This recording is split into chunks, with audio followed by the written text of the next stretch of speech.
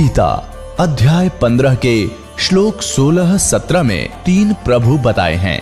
ये 3 प्रभु कौन हैं? किस प्रभु की शरण में जाने के पश्चात जन्म और मरण समाप्त हो सकता है? 3 प्रभुओं में सबसे उत्तम परमात्मा कौन है? कैसा है? उसका क्या नाम है? इन सभी गूढ़ रहस्यों को जानने के लिए अवश्य सुनिए जगत गुरु तत्वदर्शी संत रामपाल जी महाराज के अमृत वचन। सत साहिब दर्शकों, आज हम आपको मिलवाने जा रहे हैं हिमाचल प्रदेश के सोलन जिले के रहने वाले सेवानिवृत्त सूबेदार मेजर रति राम पवार जी से, जिन्होंने भारतीय सेना में अपने देश की सेवा करते हुए अद्वितीय वीरता का परिचय दिया। लेकिन उनका जीवन तब एक नई दिशा में मुड़ा जब उन्होंने संत रामपाल जी महाराज की शरण में आने का निर्णय लिया। इस साक्षात्कार में रति राम जी हमें बताएंगे कि पहाड़ी क्षेत्र में पले बढ़े होने के नाते वे देवी दुर्गा की पूजा किया करते थे, लेकिन इस साधना से उन्हें कोई आत्मिक शांति का कोई अनुभव नहीं था। सब कुछ तब बदल गया जब उनके पिता ने उन्हें संत रामपाल जी महाराज का सत्संग देखने की सलाह दी। जैसे जैसे उन्होंने सत्संग में बताए गए ज्ञान को सुना, उनके जीवन की दिशा ही बदल गई। इस साक्षात्कार में वे विस्तार से बताएंगे कि किस प्रकार संत रामपाल जी महाराज के आशीर्वाद से उन्होंने न केवल अपने जीवन में शांति और सुख की प्राप्ति की, बल्कि उनकी पत्नी का जीवन भी एक गंभीर दुर्घटना के बाद बच गया।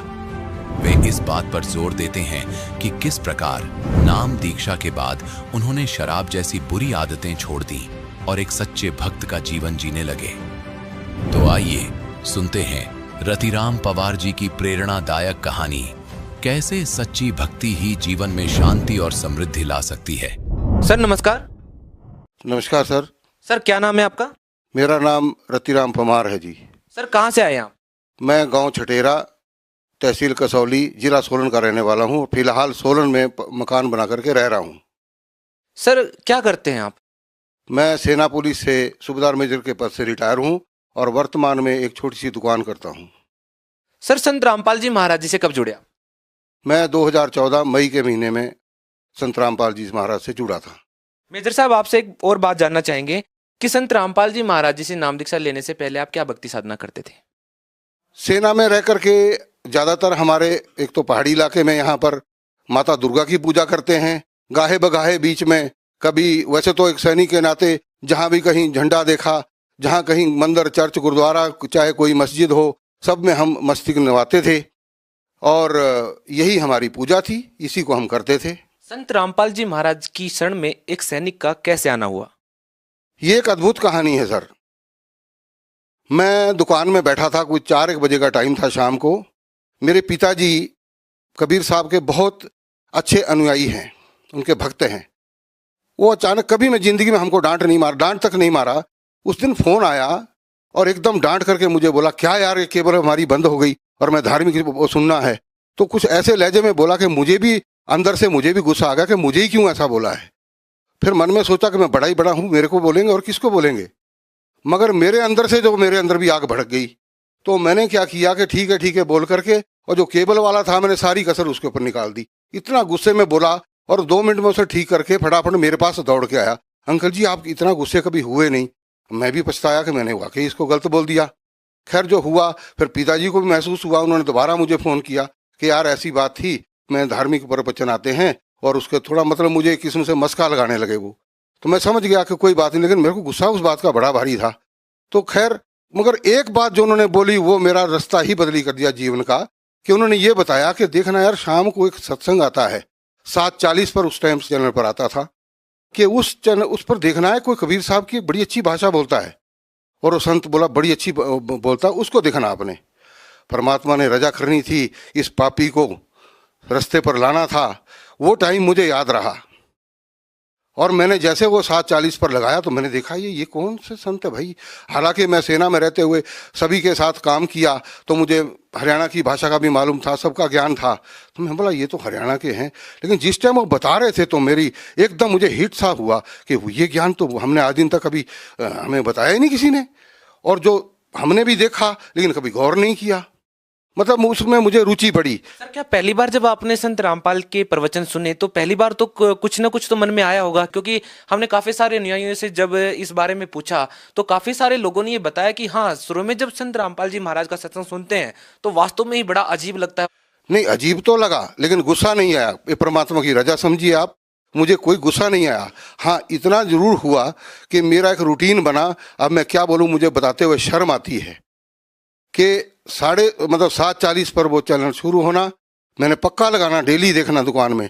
और मैं क्या बताऊँ, मुझे बड़ी शर्म आती है बोलते हुए कि उसी टाइम पर मैं शराब पी शुरू कर देता था। और वो मेरा ये रूटीन मुझे मालूम नहीं कि वो शायद 1 साल चला या कितना चला, लेकिन मैंने एक भी मिस नहीं की वो सत्संग। और वो मेरा था 1 घंटे में, जब वो ख़त्म मेरा भी बंद इधर से प्रोग्राम। तो ऐसे ही एक किस्म, आपको पता है शराबी कैसा होता है। लेकिन दिल में एक लहर ऐसी उठती गई और अंत में ऐसा अटैक हुआ मेरे ऊपर कि एक दिन मेरे मन में आया, बस इनफ, नहीं तो अब ख़त्म है तेरा काम। ऐसी अंदर से लहर उठी। मैंने उसी टाइम रात को, पता नहीं कितनी पिरक थी मुझे मालूम नहीं, लेकिन जब सुबह मैं सोया रहता था, सुबह मैं सबसे पहले उठ करके बैठ गया और जैसे पिताजी सामने आए, मैंने सीधा उनसे जब पूछा, पहला शब्द यही था, मैं कहा पिताजी आप नीचे बरवाला कब जाएंगे? तो मुझे ऐसे लगा कि मेरे मुंह से मुझे इतनी बदबू लगी, अरे बाप रे बाप, मैंने शराब इतनी बुरी तरह, उससे पहले कभी मेरे को बदबू नहीं आई, उस दिन लगी। बोला, मेरी तरफ देखा, पिताजी ने बोला अभी 10-15 दिन में जाएंगे। मैं कहा ठीक है जी, मैं भी जाऊंगा। भक्त में मेरी मिसेज भी आकर के खड़ी हो गई, तो मैंने बोला जी आपने भी चलना है। तो उसको एक बार मेरे जब फौज में मैंने फैमिली साथ रखी थी तो अलवर में, राजस्थान में, वहाँ उसको हीट स्ट्रोक हो गया था, तो वो डरती थी गर्मी से, उसके मुंह से निकल गया ना। और मेरे मन में फिर वो भाई परमात्मा, आपके पास तो मैं आना चाहता था विद फैमिली और आपने मुझे रुकावट डाल दी, ये क्या हुआ? चलो आपकी इच्छा है।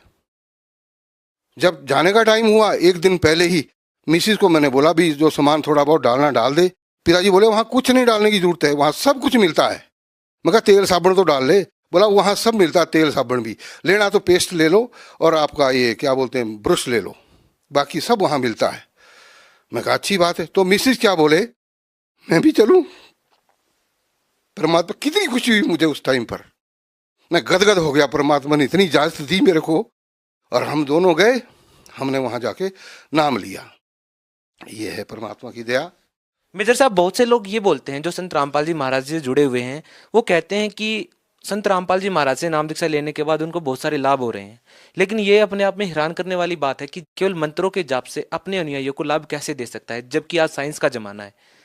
आप पढ़े लिखे भी हैं, आपने आर्मी में अच्छा खासा समय बिताया है, आप इन बातों पर विश्वास करते हैं?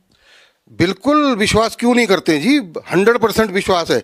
हमारी जो भक्ति है, मैं एक छोटी सी बात मैं बताऊंगा। हमारी भक्ति पहले थी, हम हलो हलो करके बुला रहे थे। अब हम हलो हलो बुलाएंगे तो कोई नहीं सुनेगा मेरी बात को, लेकिन अगर हम उसको नाम से पुकारेंगे वो पक्का हमारी बात को सुनेगा, उस पर गौर भी करेगा, हमारी तरफ आएगा भी, पूछेगा भी, हमारी तकलीफ होगी उसको दूर भी करेगा। वो उन्होंने बताया कि हलो हलो से कोई फायदा नहीं है, इनके सही नाम से आप पुकारिए और हम उसी ढंग से उसका नाम ले रहे हैं उनका, और हमें लाभ हो रहे हैं। सर, आप इस साइंस के जमाने में ये मानते हैं कि एक संत के मंत्र के जाप करने से या भक्ति करने से कोई भक्ति लाभ मिल सकता है? बिल्कुल मिल सकता है। अब उदाहरण पे है इसके लिए, गुरु नानक देव जी को मिला, मीराबाई को मिला, और कई भक्त है, भक्त प्रहलाद को मिला, ध्रुव को मिला।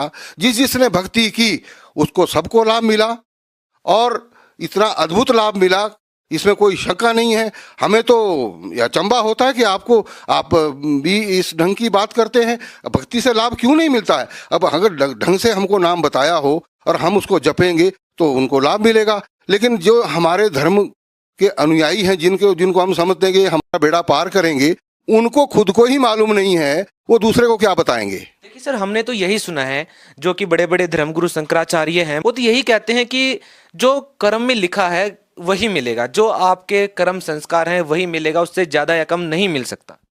वेदों में स्पष्ट रूप से लिखा हुआ है, वो परमात्मा, पूर्ण परमात्मा जो है, वो पूर्ण गुरु, वो परमात्मा के रूप में ही होता है।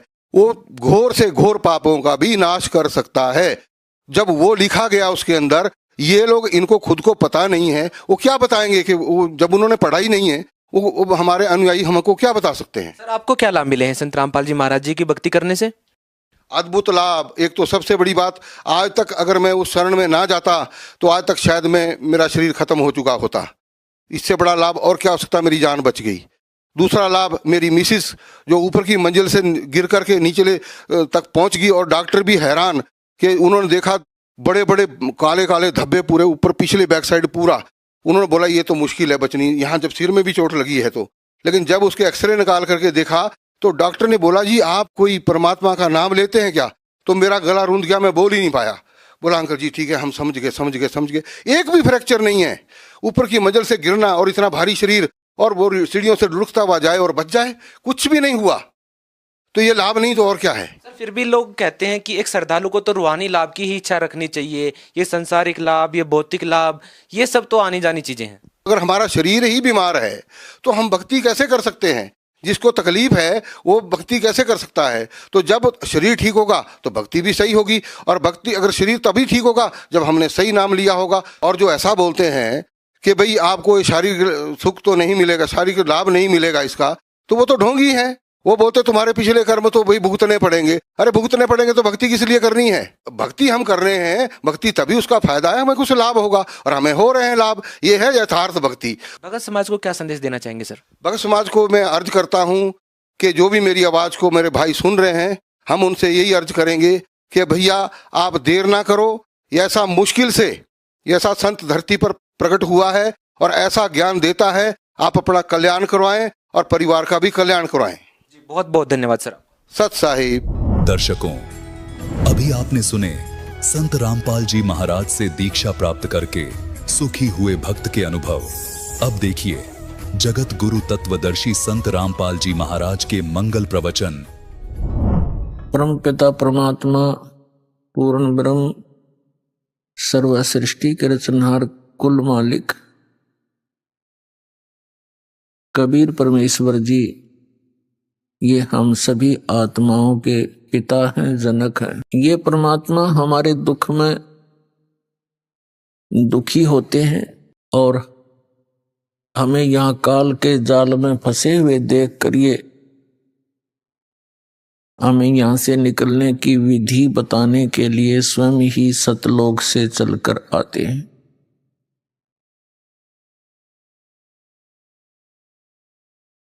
पुण्यात्माओं, सौभाग्य आपका, आप जी को ऐसे समय में मनुष्य जन्म प्राप्त हुआ है जो समय परमात्मा ने पूर्व निर्धारित किया हुआ था कि कलयुग के इस समय में परमात्मा अपना अध्यात्म ज्ञान पूरे विश्व में फैलाएगा और सभी प्राणी परमात्मा के इस ज्ञान को ग्रहण करके इस यथार्थ मोक्ष मंत्र को, सतनाम को ग्रहण करके सभी अपने सतलोक में चले जाएंगे।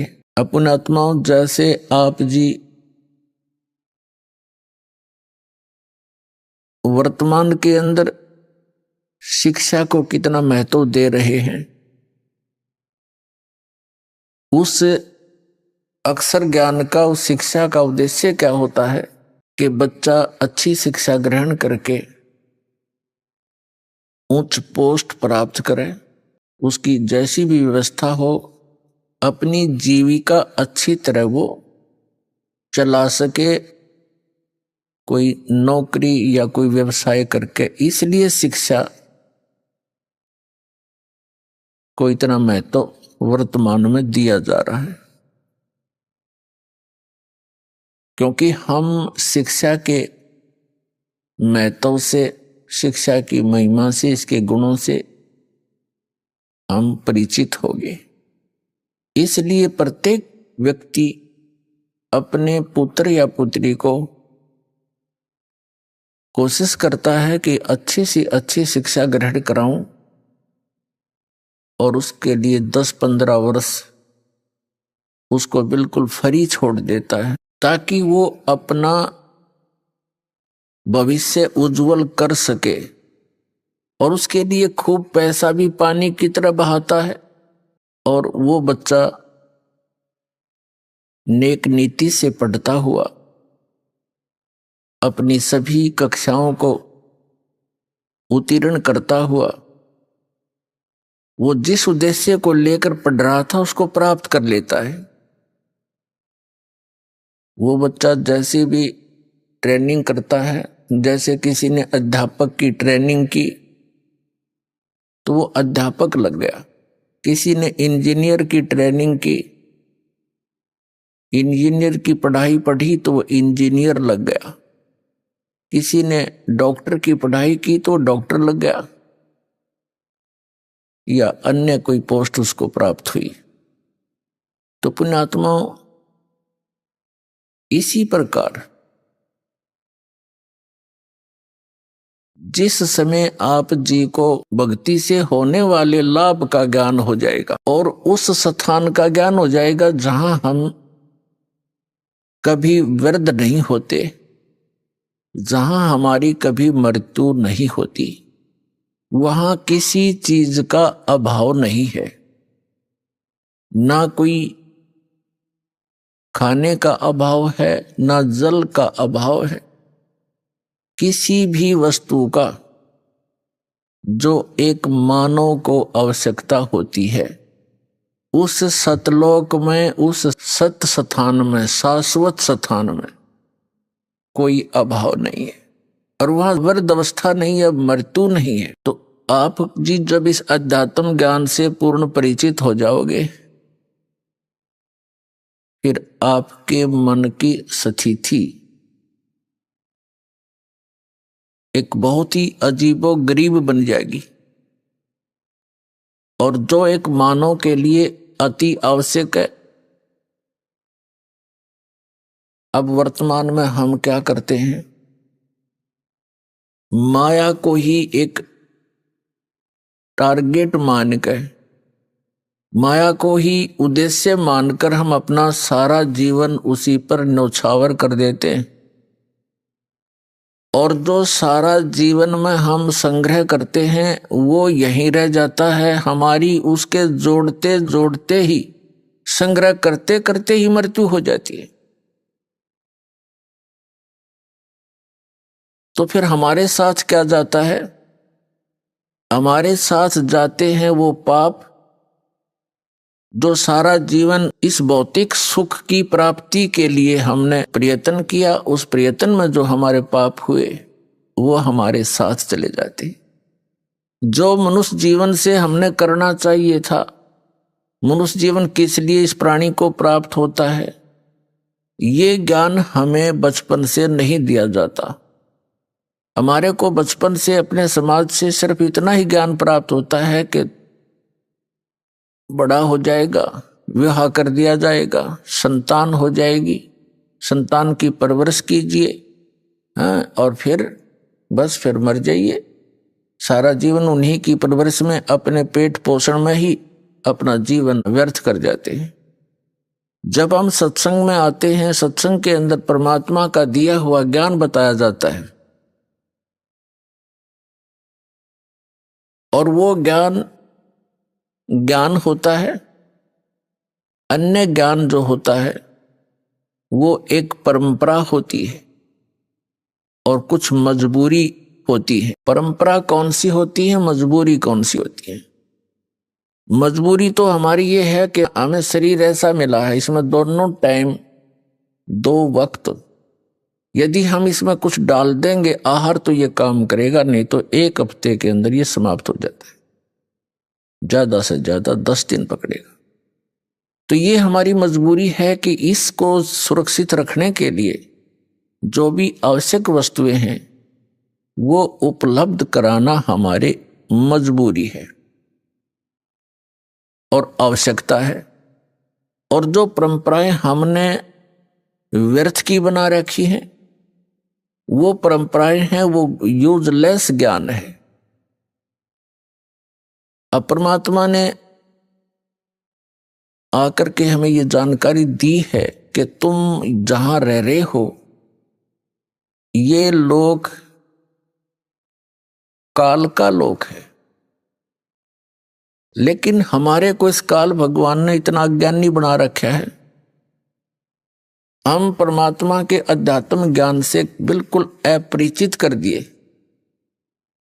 कौन है भगवान, कैसा है परमात्मा, कहाँ रहता है वो भगवान, और उस परमात्मा के गुण तो कुछ हमें मिलते जुलते से सुनाए जाते हैं। भगवान ये कर देता है, अंधे को आंख देता है, निर्धन को माया देता है, कोढ़ी को काया देता है। परमात्मा के गुण तो बहुत कुछ मिलते जुलते बता दिए, लेकिन परमात्मा कौन है, कैसा है, कहाँ रहता है, और जो परमात्मा इतना सुखदायी है उससे वो लाभ प्राप्त कैसे होता है, ये ज्ञान विपरीत दे रखा है हमारे को। तो इस अध्यात्म ज्ञान को ठीक से बताने के लिए स्वयं परमात्मा आते, यह विधान है उस भगवान का। तो प्रसंग तो चला है पुण्यात्माओं के, आप जी जिसमें अध्यात्म ज्ञान से पूर्ण रूप से परिचित हो जाओगे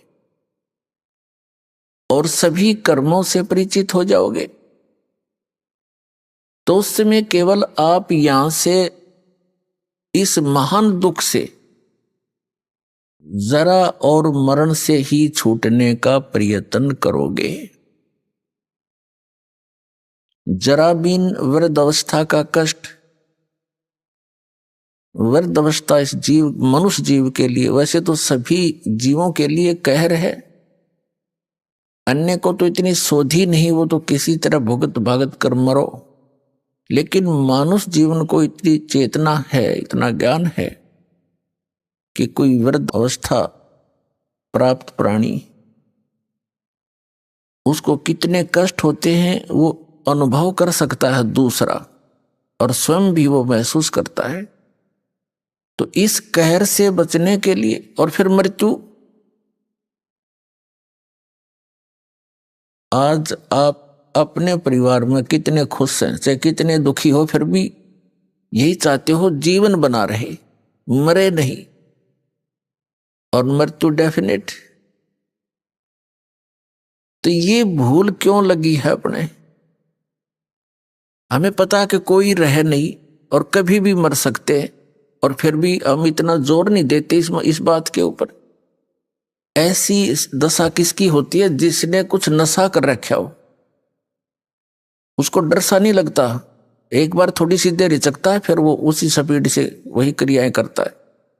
तो इस काल भगवान ने अपने को इस झूठे सुख की या त्रिगुणमयी माया रूपी भांग प्या रखी है, और इस भांग के नशे में हम देखते भी हैं और मैं पता भी है कि मृत्यु होगी, पर डर कती नहीं हो। मृत्यु के जब लक्षण घटते हैं अपने ऊपर, उसमें घिघी बनती है, अको हो ये फलाना रोग हो गया, हो अब तो मृत्यु होगी, तो उस समय महसूस होता है कि हाँ शायद अब बात बिगड़ेगी। तो ये बात हमें वैसे भी याद रहनी चाहिए अगर नशा उतर गया था। तो इस भांग के नशे को उतारने के लिए ये एंटीबायोटिक, ये सत्संग सुनाए जाते जो यह भांग के नशे को उतार सके। कबीर ये माया अटपटी, सब गट आण अड़ी, किस किस को समझाऊं, या कुए भांग पड़ी। 21 ब्रह्मांड है इस काल भगवान के, ब्रह्म के, जिसको ब्रह्म भी कहते हैं, जैसे ऋषि जिसको ब्रह्म कहते आए हैं, ये काल भगवान है। इसको सरपुरुष भी कहते हैं, इसको सरब्रह्म भी कहते हैं, सरब्रह्म। इसने अपने 21 ब्रह्मांड के अंदर या माया की भांग घोल के घेर रखी इस कुएं में, और एक कुएं में यानी जैसे शराब के ठेके पर जितने भी व्यक्ति शराब पीकर लौट रहे हों, तो जितनों से भी आप बात करोगे उनकी एक जैसी गतिविधि, एक जैसी चाल होगी। ऐसे लड़खड़ाते आएंगे, बोलेंगे कुछ, सोचेंगे कुछ, तो हम सभी की वही दशा होगी, हमने वही भांग पी रखी है यहाँ के झूठे सुख की। कबीर साहब कहते हैं झूठे सुख को सुख कहे ये मान रहा मनमोद, ये सकल चबीना काल का कुछ मुख में कुछ खोद। श्रीमद् भगवत गीता अध्याय नंबर 4 के श्लोक नंबर 32 में कहा है कि अर्जुन, जो ज्ञान मैंने आपको इसी अध्याय नंबर 4 के श्लोक नंबर 25 से 31 तक बताया है कि कोई तो स्वाध्याय करता है, जैसे गीता जी का नित्य पाठ कर लिया, कोई देवताओं की पूजा करता है, कोई योग अभ्यास करता है, कोई तीक्ष्ण अहिंसावादी व्रत रखता है, जैसे मुंह पर पट्टी बांध कर नंगे पैरों घूमता है, और कोई ब्रह्म साधना करता है। ये सभी साधक अपनी साधना को पापनाशक जानते हैं, यानी पापनाश पापनाश होंगे तो मोक्ष होगा, यानी मोक्षदायक मानते हैं। यदि इनको ये पता लगे कि ये साधना ठीक नहीं है तो इसको तुरंत त्याग देंगे। इसलिए चौथे अध्याय के 32वें श्लोक में कहा कि अर्जुन, सच्चिदानंद घन ब्रह्म की वाणी में ब्रह्मणे मुखे, यहां अनुवादकर्ताओं ने गीता जी में गड़बड़ी कर रखी है। ब्रह्मणे मुखे का अर्थ इन्होंने गलत कर दिया, वेद की वाणी लिख दी। नहीं, श्रीमद् भगवत गीता अध्याय नंबर 17 के श्लोक नंबर 23 में यही अनुवाद करता ब्रह्मणे का अर्थ करते हैं सच्चिदानंद घन ब्रह्म, यानी परम अक्षर ब्रह्म। तो यहां हमने चौथे अध्याय के 32वें श्लोक में ब्रह्मणे मुखे का अर्थ सच्चिदानंद घन ब्रह्म के मुख से बोली गई अमृत वाणी में धार्मिक यज्ञों की, यज्ञ माने धार्मिक अनुष्ठानों की जानकारी विस्तार से कही गई है, और वो तत्व ज्ञान है जो परमात्मा ने अपने मुख कमल से बोला है। वाणी वो तत्व ज्ञान है, उसमें यथार्थ ज्ञान है। चौथे अध्याय के 34वें श्लोक में कहा कि उस तत्व ज्ञान को जो सच्चिदानंद घन ब्रह्म ने अपने मुख कमल से बोला है, यहां अवतरित होकर यहां आकर के, उस ज्ञान को तू तत्वदर्शी संतों के पास जाकर समझ, उनको दंडवत प्रणाम करने से, विनम्र भाव से, कपट छोड़ के नम्रता पूर्वक, सरलता पूर्वक प्रसन्न करने से वे तत्वदर्शी संत तुझे तत्व ज्ञान का उपदेश करेंगे। ये सलाह दे दी गीता ज्ञानदाता ने अर्जुन को। इससे सिद्ध है कि गीता ज्ञानदाता संपूर्ण अध्यात्म ज्ञान से परिचित नहीं है। ऑप्शन छोड़ दिया कि वो तत्व ज्ञान तो तत्वदर्शी संत बताएंगे, और वो परमात्मा के द्वारा स्वयं आकर बोली हुई वाणी में लिपिबद्ध होता है। अपने आत्मा गीता अध्याय नंबर 7 के 12 से लेकर 15 में एक निर्णायक ज्ञान दिया है। गीता ज्ञानदाता कहता है कि तीनों गुणों के द्वारा जो कुछ भी हो रहा है, रजगुण ब्रह्मा से उत्पत्ति, सतगुण विष्णु से सतिथि और तमगुण शिवजी से संहार जो हो रहा है, इसका निमित्त कारण मैं हूं, काल कहता है। लेकिन मैं इनमें नहीं हूं और ये मुझ में नहीं है, यानी वो इनसे भिन्न है, तीनों से, इनका पिता है। और ये निमित्त क्यों है? क्योंकि इसको श्राप लगा हुआ है 1 लाख मानव शरीरधारी प्राणियों का नित्य मारकर आहार करने का, सूक्ष्म शरीर से गंध निकाल कर खाने का, इसको श्राप लगा हुआ। तो इसलिए इसने तीनों अपने पुत्रों से ये व्यवस्था यहां की बनवा रखी है। तो ये क्या कहता है कि ये त्रिगुण में ही मेरी माया, रजगुण ब्रह्मा, सतगुण विष्णु, तमगुण शिवजी द्वारा फैलाया गया यू जाल बड़ा खतरनाक है। और जो व्यक्ति मेरी भक्ति करते हैं यानी ब्रह्म साधना करते हैं, ये इन ब्रजगुण ब्रह्मा, सतगुण विष्णु, तमगुण शिव जी से ऊपर के लाभ को प्राप्त करते हैं। अब 7वें अध्याय के 15वें श्लोक में गीता ज्ञानदाता कहता है कि जिनकी बुद्धि त्रिगुणमयी माया के द्वारा हरी जा चुकी है, यानी जो श्री ब्रह्मा, श्री विष्णु, श्री शिव जी की भक्ति से आगे सोचते ही नहीं, इन्हीं से प्राप्त अक्षीणिक ज्ञान लाभ को प्राप्त करके प्रसन्न रहते हैं, वे राक्षस स्वभाव को धारण किए हुए मनुष्यों में नीच दूषित कर्म करने वाले मूर्ख मेरी भक्ति भी नहीं करते, मुझे नहीं बचते, यानी ब्रह्म साधना नहीं करते, वो नीचे के अन्य देवताओं की पूजा करते हैं। अब 7वें अध्याय के 16 से लेकर 18 तक मंत्र में गीता ज्ञानदाता अपनी साधना के विषय में कहता है। ये ब्रह्म है, श्री कृष्ण के अंदर बोल रहा है। श्री कृष्ण का तो केवल माउथ यूज कर रहा है स्पीकर की तरह। ये कह रहा है कि मेरी साधना भी 4 प्रकार के करते हैं। अर्थार्थी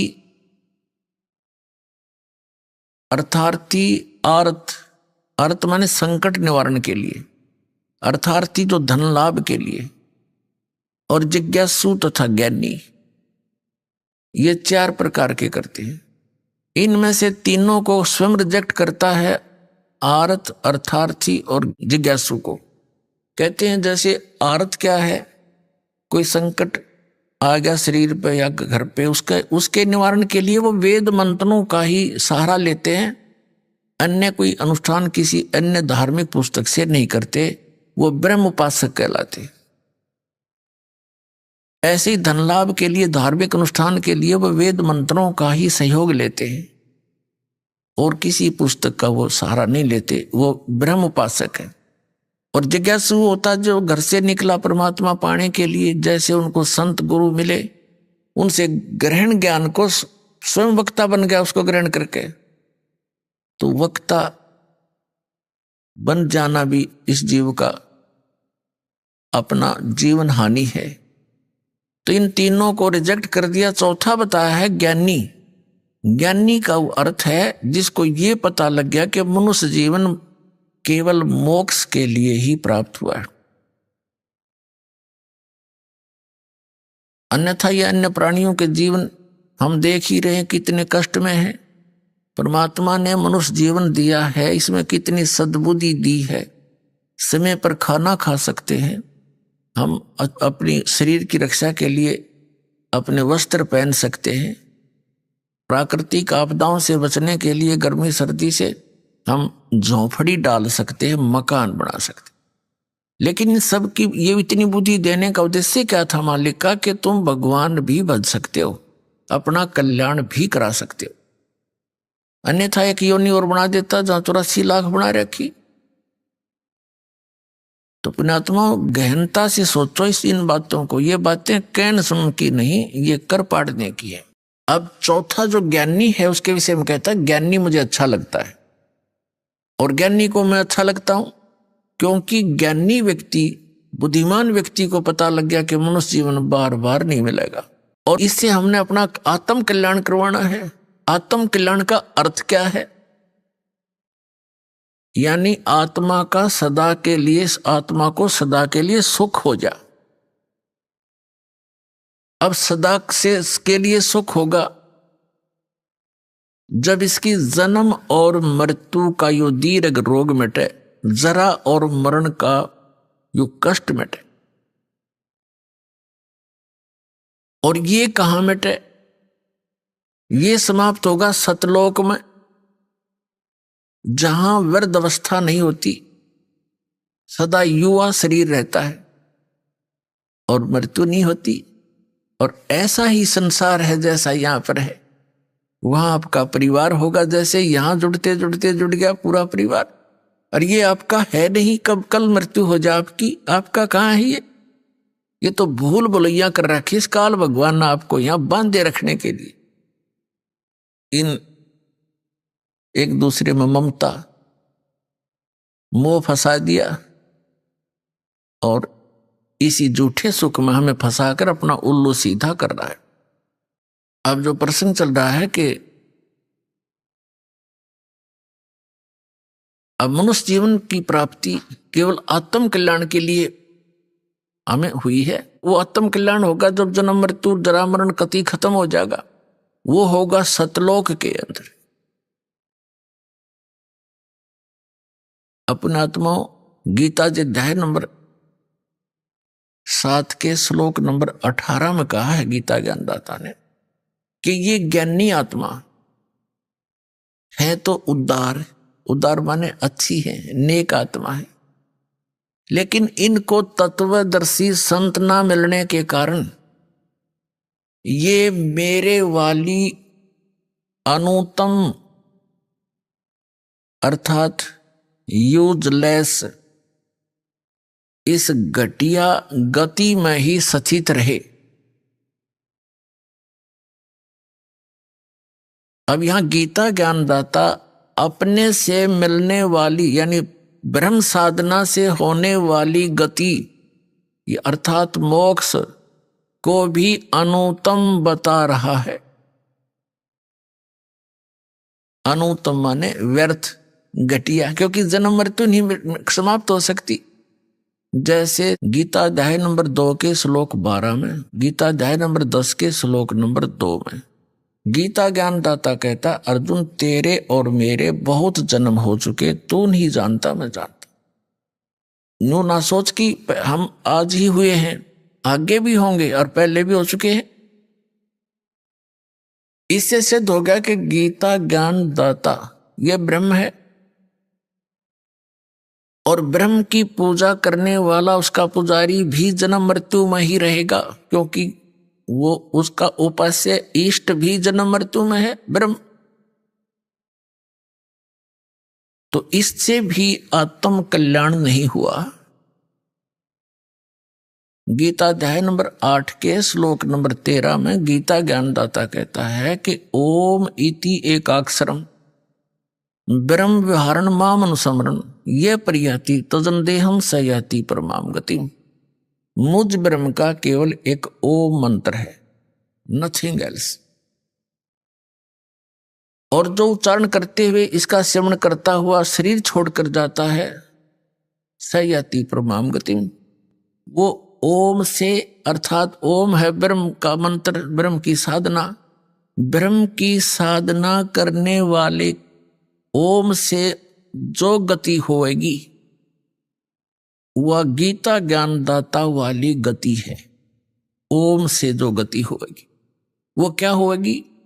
ओम ब्रह्म की उपासना का मंत्र है और ओम मंत्र से ब्रह्मलोक प्राप्ति होगी। गीता अध्याय नंबर 8 के श्लोक नंबर 16 में कहा कि ब्रह्मलोक पर्यंत भी सभी लोग पुनरावृत्ति में है, अर्थात वहां गए हुए साधक भी फिर लौटकर जन्म मृत्यु में आते हैं, क्योंकि ये खुद कहता है मेरे भी जन्म मृत्यु होती है और अर्जुन तेरी भी रहेगी। तो इसे सिद्ध हो गया गीता अध्याय नंबर 7 के श्लोक नंबर 18 में गीता ज्ञानदाता अपनी गति को यानी अपनी साधना से होने वाले जितना भी से लाभ मिलना है ब्रह्मलोक प्राप्ति, उसको भी अनुतमाम यानी अति व्यर्थ, अति घटिया, अति अश्रेष्ठ बता रहा है।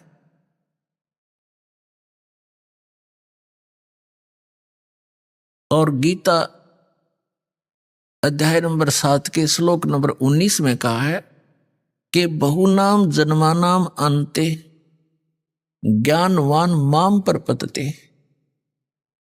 वासुदेवम सर्वमिति समात्मा सुदुर्लभ है। क्या बताता गीता ज्ञानदाता कि बहुनाम जन्मानाम अन्ते ज्ञानवान माम पर पदते, बहुत बहुत जन्मों के को व्यर्थ करके किसी एकाद अंत के जन्म में ये ज्ञानी आत्मा मेरी भक्ति करते हैं। माम पर पदते मुश्किल से कहते हैं, बाकी अन्यतः और ही साधनाओं में लगे रहते हैं जो बिल्कुल व्यर्थ होती हैं। लेकिन बहुनाम जन्मानाम अंते ज्ञानवान माम परपवत्ते। और वासुदेव सर्वमिति स महात्मा सुदुर्लभ है कि बहुत बहुत जन्मों के किसी अंत के जन्म में ज्ञानवान यानी ज्ञानी आत्मा माम परपवत्ते मेरी भक्ति करते हैं। और जो ये बताने वाला महात्मा तो बहुत दुर्लभ है, बड़ी मुश्किल से मिलेगा तुझे। क्या कि वासुदेव सर्वमिति, कि वासुदेव ही सब कुछ है। अब यहां इन गीता अनुवादकर्ताओं ने अनरस कर डाले, इन्होंने श्री कृष्ण जी को वासुदेव सिद्ध कर दिया, जबकि वासुदेव तो श्री कृष्ण जी के फादर थे। और वासुदेव नाम इन्होंने कहां से रखा? वेदों से। वेदों में वासुदेव का अर्थ है वो परमात्मा जिसका सबके ऊपर कंट्रोल हो, ओवरऑल कंट्रोलर, यानी कुल का मालिक, नॉन एज वासुदेव, उसको वासुदेव कहते। अब यहां गीता ज्ञानदाता कहता है कि वासुदेवम सर्वमिति स महात्मा सुदुर्लभ है। ये बताने वाला कि वो वासुदेव ही सब कुछ है, उसी से तो पूर्ण मोक्ष होगा, उसी की भक्ति से जरा और मरण यानी वृद्ध अवस्था और बुढ़ापे के दुख मिटेंगे। उसके अतिरिक्त किसी को भी इष्ट रूप में पूजना नहीं चाहिए। और वो परमात्मा कौन है, कहाँ रहता है, कैसा है, उसके पाने की, वहां जाने की कौन सी विधि है, कौन सा मेथड है, तो ये जानकारी देने वाला महात्मा सुदुर्लभ है, बड़ी मुश्किल से मिलेगा। एक समय आदरणीय गरीबदास साहिब जी को वो पूर्ण परमात्मा परम अक्षर ब्रह्म मिले,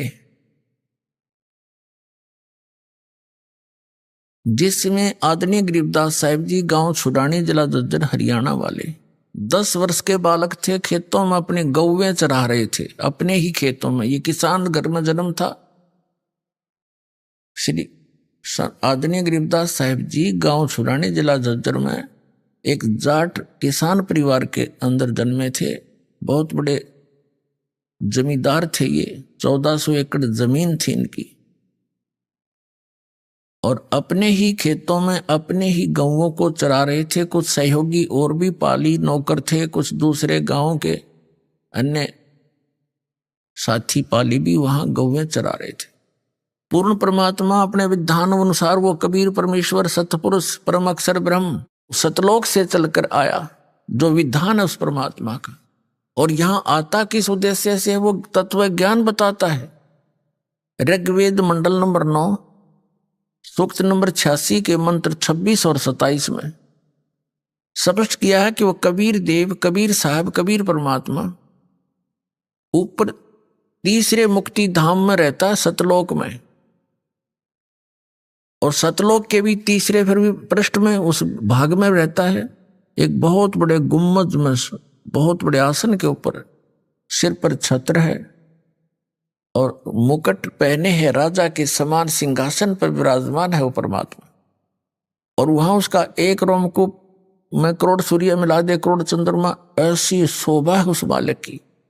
लेकिन यहां जब आते हैं, अपने उस शोभा को हल्का करके, सरल करके स्वरूप को आते, नहीं तो एज इट इज आ जावे तो हम उसको उनको देख नहीं सकते, चरम दृष्टि देख नहीं सकती। तो अपने रूप को सरल करके यहां आते हैं और उन श्रेष्ठ आत्माओं को मिलते हैं जो दृढ़ भक्त होते हैं। उनको किस उद्देश्य से मिलते हैं? उनको तत्व ज्ञान से परिचित कराते हैं। उपदेश करने के उद्देश्य से वो परमात्मा सतलोक से चलकर आते हैं, सह शरीर आते हैं और अच्छी आत्माओं को मिलते हैं, फिर उनको अपने से परिचित कराते हैं, अपना ज्ञान देते। अभी आपने सुने संत रामपाल जी महाराज के मंगल प्रवचन। आइए अब सुनते हैं संत रामपाल जी महाराज से नाम दीक्षा लेकर सतभक्ति करके अद्भुत लाभ प्राप्त करने वाले अनुयायी के विचार। ग्वालियर के सतेंद्र जी की कहानी किसी फिल्मी कहानी से कम नहीं है। एक समय था जब वे अपने परिवार के साथ देवी देवताओं की पूजा और मंदिरों में जाकर साधना करते थे। 2007 में एक संत ने उनके बड़े भाई नीलेश को ये कहा कि सही गुरु तलाश करो और सही गुरु की पहचान वो है जो सृष्टि की रचना का रहस्य समझा सके।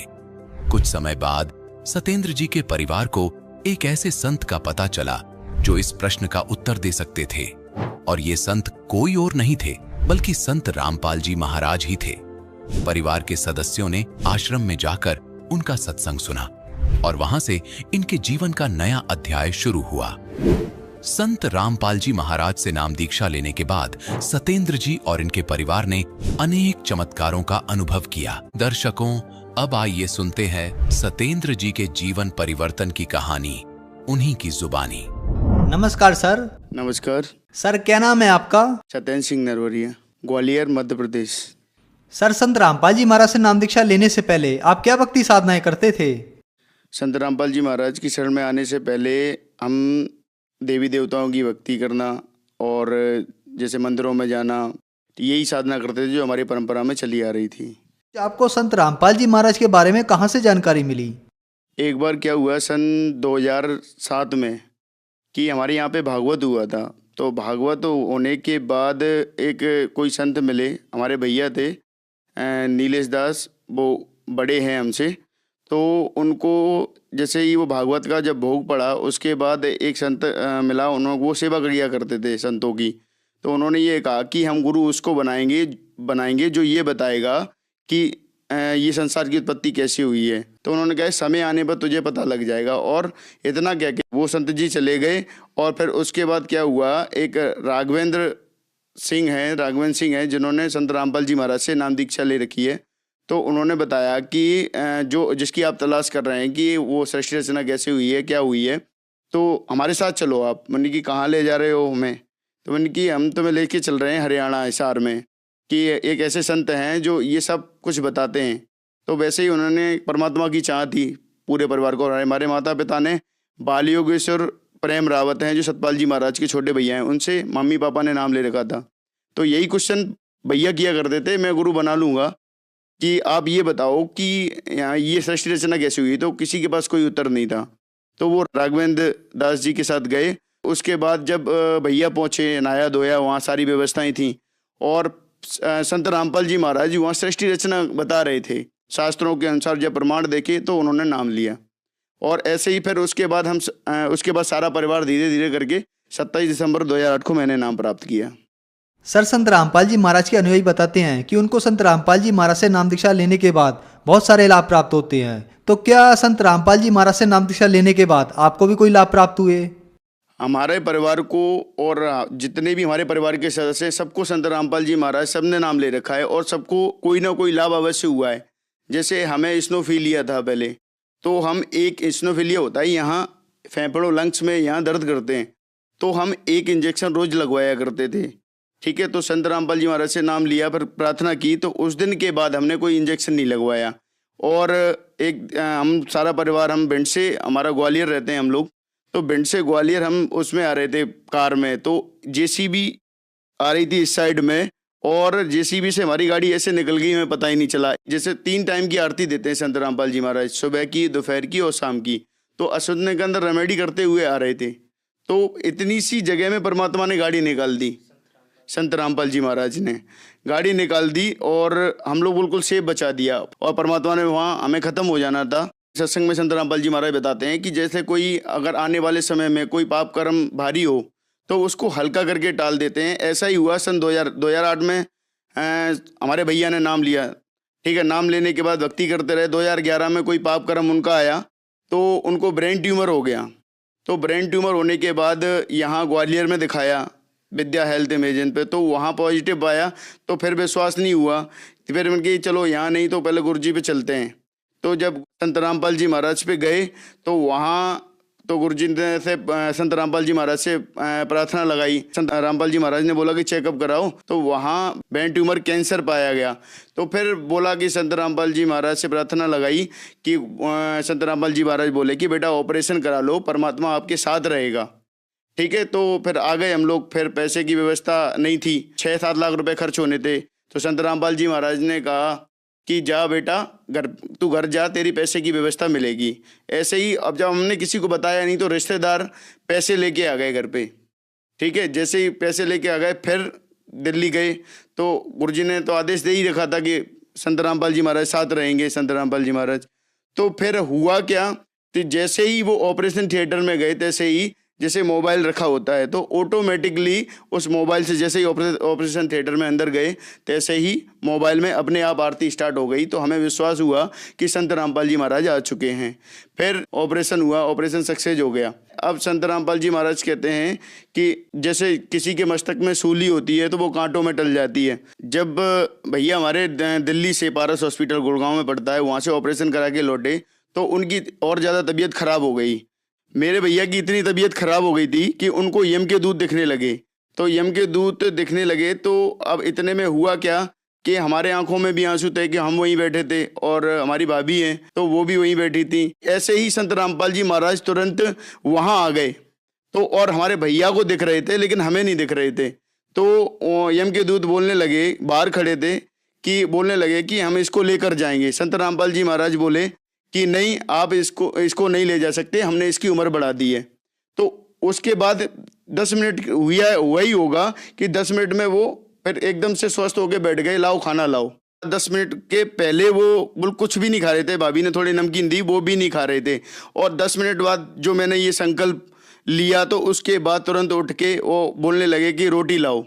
तो उसके बाद ऐसा लग रहा था कि वो बिल्कुल बीमार तो थे ही नहीं। तो ये चमत्कार, ये सबसे बड़ा चमत्कार हमारे यहाँ हुआ। 2011 के बाद जब ऑपरेट करवाया, ये ऑपरेशन हुआ ब्रेन ट्यूमर कैंसर का, उसके बाद ये पूर्णतः स्वस्थ हैं। उसके बाद उनको कोई समस्या नहीं है। और आप प्रमाण के लिए देखना चाहें तो ये रिपोर्टें हैं जो मैं साथ में लेकर आया हूँ, तो आप देख सकते हैं। प्रमाण के लिए अब देखिए कि ये रिपोर्ट है जिसमें दिखा रहा है कि इसमें ये उनका ब्रेन ट्यूमर है और ये पारस हॉस्पिटल का है, ये गुड़गांव में है जो, और ये रिपोर्ट है उनकी। इस रिपोर्ट में ये है भाई कि मेरे ब्रेन ट्यूमर से लेफ्ट साइड का हिस्सा पूरा गल चुका है। इस रिपोर्ट में ये लिखा हुआ है साफ साफ, आप देख सकते हैं कि इनका लेफ्ट साइड का पूरा हिस्सा बिल्कुल गल चुका था ब्रेन ट्यूमर की वजह से। और ये लास्ट स्टेज था, डॉक्टरों ने मना कर दिया था। जो संत रामपाल जी महाराज की दया से आज हमारे भाई बिल्कुल स्वस्थ हैं, ये आप देख सकते हैं। और इसके साथ साथ ये रिपोर्ट है ये एक्सरे की, इसमें ये लेफ्ट साइड का जो हिस्सा है जो रिपोर्ट में भी दिया है, ये एक्सरे में भी दिया है, ये सारा गल चुका था। और डॉक्टरों ने 4 लाख रुपए जमा करा लिए थे स्टार्टिंग में और कह दिया था कि इसकी कोई गारंटी नहीं है कि ये ठीक हो जाएंगे, और साइन भी करवा लिए थे। और ये मान के चलो वो तो ख़त्म ही थे। तो हमने गुरुजी से प्रार्थना लगाई थी पहले, तो गुरुजी ने, संत रामपाल जी महाराज ने ये कहा था कि आप ऑपरेशन कराओ, परमात्मा साथ रहेंगे। और संत रामपाल जी महाराज वहाँ जब ऑपरेशन हो रहा था तो परमात्मा साथ में थे और ऐसा लग रहा था, महसूस हो रहा था कि परमात्मा साथ में है और वो ऑपरेट कर रहे हैं। जैसा कि वेदों में लिखा है कि सच्चे गुरु से नाम लेकर और सत साधना करने वाले की परमात्मा 100 वर्ष की आयु प्रदान करते हैं। ऐसे ही संत रामपाल जी महाराज से नाम लेकर और नाम दीक्षा लेकर अगर भक्ति करेंगे तो सारे सुख भी देगा परमात्मा और सारे लाभ भी होंगे और सारी दुख दर्द भी ठीक होंगे। जैसा कि आपने देखा कि हमारे भाई को ब्रेन ट्यूमर हो गया था, ब्रेन का कैंसर हो गया, तो नाम लेकर अगर शरण में नहीं होते तो आज मृत्यु निश्चित थी। ठीक है, तो ये लाभ हमें, विशेष लाभ हमें ये मिला, हमारा घर बर्बाद हो जाता। एक लाभ और बताता हूँ कि हमारे पापा को कैंसर से भी ज़्यादा खतरनाक बीमारी थी, जैसे गैंग्रीन बोलते हैं जिसको। तो उसमें क्या होता था, जैसे कांटा लग गया, कांटा लगने के बाद क्या पूरा ये पैर साइड में तो पूरा मवाद दौड़ गया। तो डॉक्टर बोले कि भाई ये क्या, इसको पैर को काटना पड़ेगा। तो अब जब पापा हमारे बिल्कुल रोए, क्योंकि उन्होंने भी संत रामपाल जी महाराज से नाम ले रखा है, तो इतना कहते हैं कि पैर कटेगा, तो वो सोचने लगे कि एक पैर से हम कैसे लगेंगे। तो वो बहुत भयंकर रोए। तो रोने के बाद उन्होंने हमें बताया कि ऐसे ऐसे उनकी गुरुजी से प्रार्थना लगाओ, संत रामपाल जी महाराज से। तो उन्होंने प्रार्थना लगाई जैसे ही, तो उसके बाद डॉक्टर हैरान था कि भाई कल तो इतना मवाद था और आज क्या हो गया, आज क्यों सूख गया ये। तो बिल्कुल सूख गया वो, और आज तक वो स्वस्थ हैं। एक लाभ और बताते हैं, पापा को वो जा रहे थे बाइक से, तो बाइक से जा रहे थे, एक बच्चा आ गया था छोटा सा, तो उन्होंने एकदम ब्रेक लगाई तो उनकी ये नाक भी फट गई यहाँ से, बिल्कुल बेहोश हो गए। तो और वहाँ परमात्मा ने रक्षा की, तो ये नाक फट गई थी, तो परमात्मा की दया से वहाँ भी कुछ नहीं हुआ। तो बहुत सारे लाभ परमात्मा ने हमें दिए इस सत साधना से। संत रामपाल जी महाराज से जब हमने नाम लिया, नाम लेने से पहले क्या है, हमारे यहाँ दारू का बिजनेस चलता था, तो जब नाम लेने के लिए गए तो संत रामपाल जी महाराज ने पापा से बताया कि आप क्या करते हो, तो उन्होंने बताया कि हम ऐसे ऐसे करते हैं। तो गुरुजी संत रामपाल जी महाराज बोले कि तुम्हें ये छोड़ना पड़ेगा, नहीं तो तुम्हारा पूरा परिवार का नाश हो जाएगा और कोई भी जीवित नहीं रहेगा। तो उसी दिन से पापा ने बिल्कुल ये ठेके वगैरह सब दे दिए और उन्होंने बिल्कुल छोड़ के एक सादा जीवन व्यतीत किया। तो आज वो बात सिद्ध हो जाती, जैसा कि हमारे सामने इतनी सारी कठिनाइयाँ आई, ब्रेन ट्यूमर का ऑपरेशन हुआ, पापा का पैर कटना था और भी एक्सीडेंट होने थे, उसमें हम सब खत्म हो जाने थे। तो आज वो सिद्ध हो जाती, वो संत रामपाल जी महाराज ने हमारे कर्मों से बिल्कुल मेट दी और मेट के बिल्कुल आज हम सुखी जीवन व्यतीत कर रहे हैं और अपनी भगवान की भक्ति कर रहे हैं संत रामपाल जी महाराज से नाम लेकर। पहले जब शराब का हम बिजनेस करते थे, हमारे पापा करते थे, तो उसमें क्या है 2 नंबर का पैसा आता था, तो उसमें उस जो पैसा आता था उसमें कोई सुख शांति नहीं थी। और आज हमने ये सारे धंधे छोड़ रखे हैं, हमारे पापा ने छोड़ रखे हैं, तो आज हम बेशक कम कमाते हैं, लेकिन वो पैसा जो कमाते हैं तो उसको बिल्कुल भी बीमारियों वगैरह इनमें खर्च नहीं करना पड़ता और आराम से जीवन यापन हमारा चल रहा है। जैसे कि पहले हम उससे 2-2 लाख रुपए आते थे, लेकिन फिर भी हमें शांति नहीं थी। क्यों नहीं थी? क्योंकि संत रामपाल जी महाराज बताते हैं कि जब कोई 2 नंबर का धंधा कमाकर अगर पैसा इकट्ठा करता है तो वो पैसा भी नहीं रहता और बीमारियों में लग जाता है और हमारे पाप कर्म बन जाते हैं। जैसे कि हमारे बन रहे थे, हमें पता ही नहीं था। जब हम संत रामपाल जी महाराज ने बताया कि इसको छोड़ दो, तो आज हम नाम लेने के बाद पैसे आते हैं। आज बिल्कुल कोई कमी नहीं दे रखी परमात्मा ने, संत रामपाल जी महाराज ने, लेकिन और फिर भी आज सारे सुख उसी हिसाब से परमात्मा सारे सुख दे रहा है। जबकि पहले हमारे मानसिक टेंशन रहती थी और बीमारियों से कहीं कोई बीमार हो गया, कहीं एक्सीडेंट हो गया, जैसा कि हमने बताया और रिपोर्टों में भी दिखाया। उसके बाद हम पूर्णतः, हमारा पूरा परिवार पूर्णतः स्वस्थ है और आज भगवान की भक्ति में सन 2008 से लेकर और आज तक संत रामपाल जी महाराज की हम भक्ति कर रहे हैं। तो जो श्रद्धालु आपको देख रहे हैं, आप उन्हें क्या संदेश देना चाहेंगे? उन सभी जो भी हमारे समाज में हैं और जो भी हमारे इससे पीड़ित हैं, इन बीमारियों से पीड़ित हैं, तो हम उनको यही संदेश देना चाहेंगे कि आप संत रामपाल जी महाराज से नाम लेकर और मर्यादा में रहते हुए अगर भक्ति करोगे तो संत रामपाल जी महाराज सारे लाभ देते हैं। जैसे कि आपने देखा कि हमारे घर में कितनी समस्याएं थीं और कितने सारे रोग थे, ये सारी समस्याएं दूर कर दी संत रामपाल जी महाराज ने। जब हमारी समस्याएं दूर हो सकती हैं तो आपकी क्यों नहीं? जब आप विश्वास करो और उनसे नाम दीक्षा लो और नाम दीक्षा लेकर अगर मर्यादा में रहते भक्ति करोगे तो मैं गारंटी से कह सकता हूं कि कोई भी रोग, चाहे कैंसर, क्या ब्रेन कैंसर था ये हमारे भाई का, जो ब्रेन कैंसर ठीक हो सकता है तो आपका क्यों नहीं हो सकता? तो हम तो यही प्रार्थना करना चाहेंगे। दास तो संदेश कुछ नहीं दे सकता, लेकिन प्रार्थना जरूर करेगा कि आप संत रामपाल जी महाराज से नाम लेकर मर्यादा में रहते हुए भक्ति करोगे तो परमात्मा संत रामपाल जी महाराज सारे लाभ देते हैं। सर, संत रामपाल जी महाराज से नाम दीक्षा कैसे ले सकते हैं? संत रामपाल जी महाराज से नाम दीक्षा, जहां विभिन्न जिलों में नामदान सेंटर हैं, कई चैनल आते हैं, उन पर संत रामपाल जी महाराज के नंबर चलते हैं, कॉन्टैक्ट नंबर चलते हैं। आप जिस जगह पे हो, जिस स्थान पे हो, वहाँ के कॉन्टैक्ट नंबर लेकर उन पे फ़ोन करके वहाँ के नज़दीकी नामदान स्थल को पता करके और वहाँ से आप नाम लेकर और फिर मर्यादा में रहते भक्ति करेंगे तो सारा लाभ देंगे संत रामपाल जी महाराज। धन्यवाद सर। धन्यवाद।